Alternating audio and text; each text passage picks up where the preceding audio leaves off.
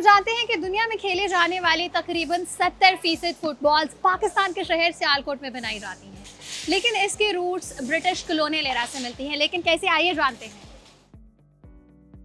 British army یہاں 1850 میں اسٹیشنڈ ہوئی۔ انہوں نے پھر محسوس کیا کہ سیالکوٹ میں یہ لوگ ہمارے لیے fit balls, tennis rickets, hockey sticks اور سرجیکل انسٹرومنٹس ہمیں بنا کے دے سکتے ہیں۔ پاکستان بننے سے پہلے یہ انڈسٹری مینلی یہاں سکھ اور ہندو اس سے رن کر رہے تھے۔ میرے فادر نے جیسے 1951 میں یہ کمپنی شروع کی۔ ہماری کمپنی نے سیالکوٹ میں پہلا فیفا اپرووڈ فٹ بال ڈیولپ کیا۔ سیالکوٹ ٹاپ بالز کی پروڈکشن کا ایک برانڈ بن گیا۔ یہ فٹ بال کن مراحل سے گزر کر آپ کو ایسے نظر آتا ہے، آئیے دیکھتے ہیں۔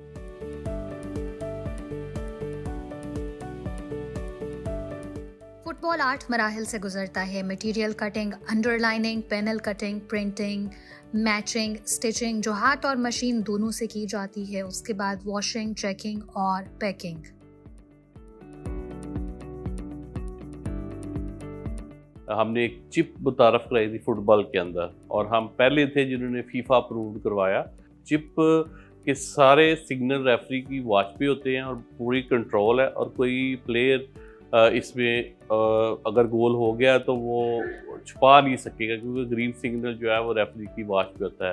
ہینڈ بال کے اندر بھی چپ متعارف کروائی ہے، اور یورپین چیمپئن شپ اور جتنے بھی ٹورنامنٹس ہو رہے ہیں وہ سارے ہینڈ بال کے اندر چپ کے ساتھ لگا کے کھیلے جا رہے ہیں، اور اس میں کسی طرح کا بھی فاول ہو تو امپائر کے اوپر جو ہے سگنل اس کو مل جاتا ہے کہ یہ صحیح ہے یا غلط ہے۔ اس میں ڈیسیژن میکنگ میں بہت زیادہ فائدہ ہوتا ہے یہ نیو انوویشن کے لیے۔ ہینڈ اسٹچنگ میں 60% جو ورک فورس ہے وہ خواتین کی ہے۔ یہاں پہ پچھلے 3 سال سے کام کر رہی ہوں۔ ہماری بنائی گئی فٹ بال دنیا میں کھیلی جاتی ہے۔ سیالکوٹ سے فٹ بال باہر ملک میں جاتا ہے اور ہمیں اس بات کی بڑی خوشی ہے۔ ہمارا جتنا بھی بال ہے تمام یورپ کے ممالک میں، ایشیا میں، افریقہ میں، امریکہ میں ہمارا بال جاتا ہے۔ ہماری فیکٹری سے جو بال بن رہا ہے یہ جرمن کی ایک لیگ ہے، بوندسلیگا لیگ، وہاں پہ ہمارے یہ بال اس بال سے کھیلا جاتا ہے۔